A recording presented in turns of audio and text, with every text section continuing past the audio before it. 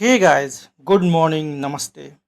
आप सबके लिए हिंदी व्याकरण का एक मज़ेदार टॉपिक लाया हूँ जिसका नाम है समास।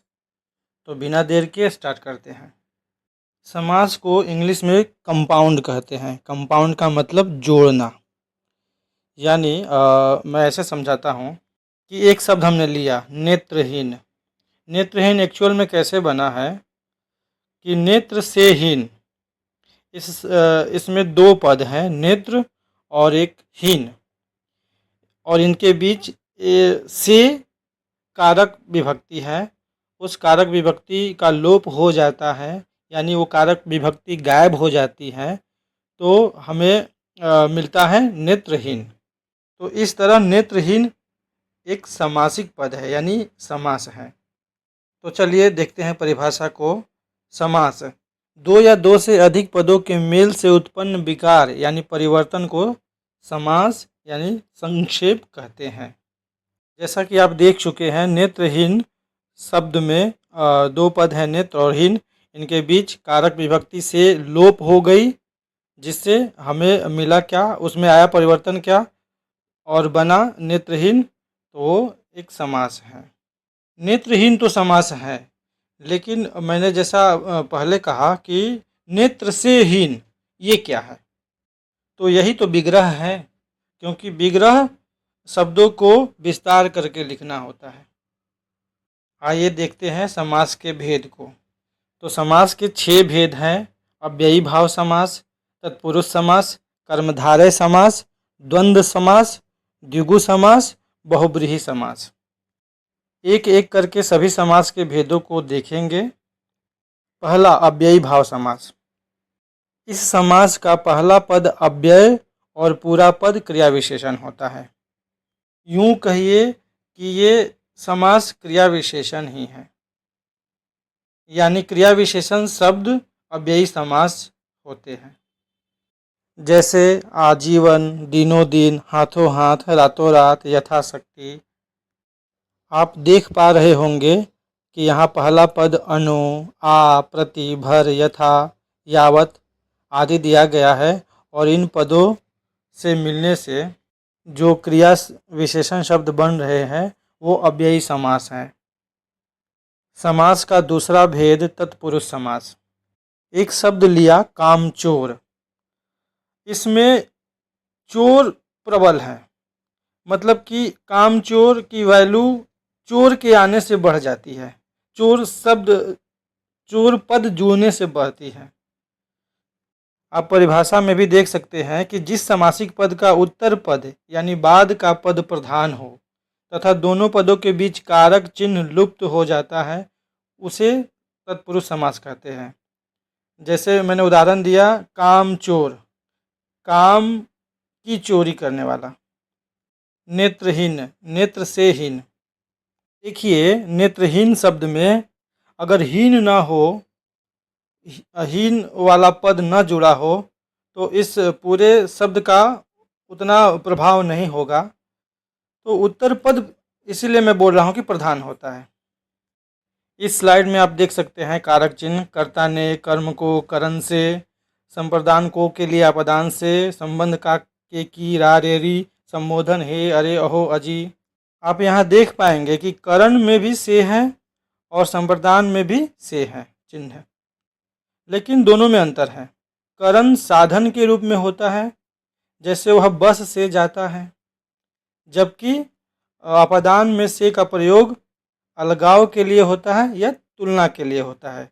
जैसे पेड़ से पत्ते गिरते हैं, राम मोहन से लंबा है आदि। सर्वनाम का समास का तीसरा भेद कर्मधारय समास।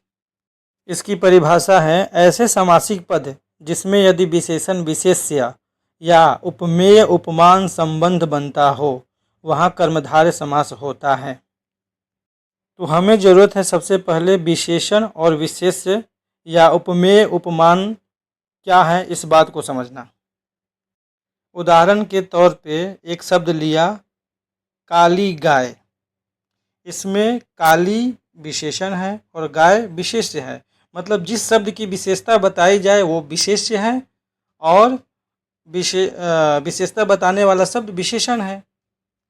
कर्मधारय समास के कुछ उदाहरण हैं लाल गाय, फुलौरी, पकौड़ी, मुख सरोज, कमल नयन, उदर सिंधु, चरण कमल, कनकलता आदि।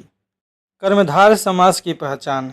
इनकी पहचान के लिए जब पदों का विग्रह करेंगे तो हम पाएंगे कि उनके दो पदों के मध्य में है जो और के समान आदि शब्द आते हैं।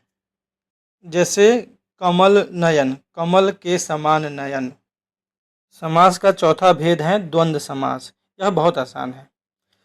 द्वंद्व समास में दोनों पद प्रधान होते हैं। उदाहरण के तौर पर माता पिता।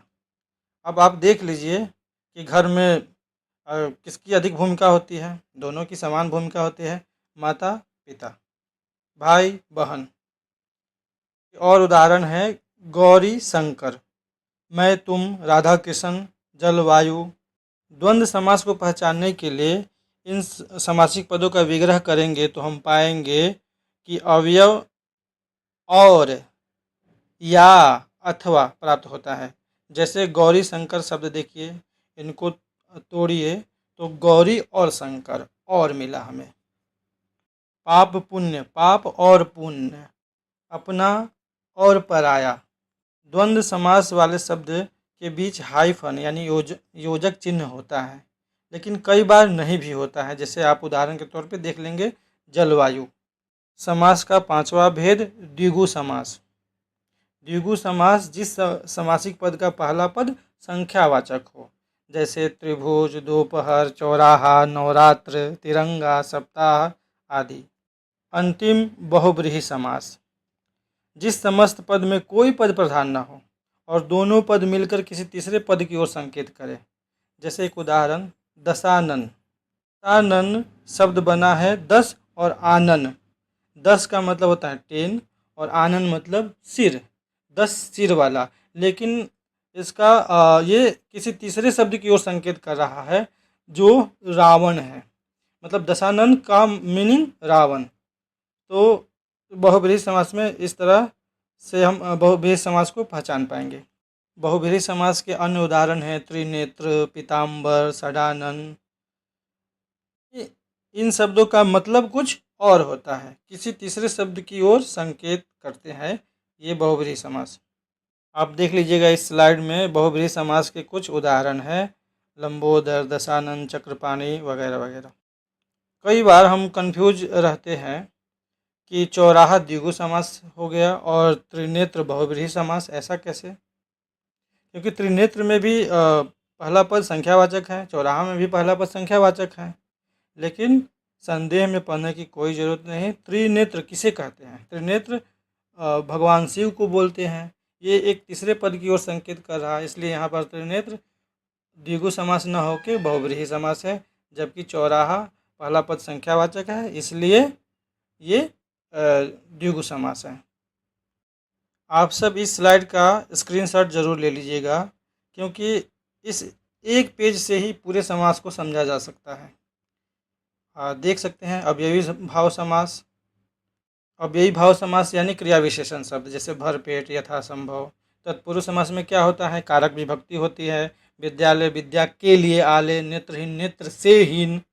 धार्य समास विशेषण विशेष शब्द होते हैं।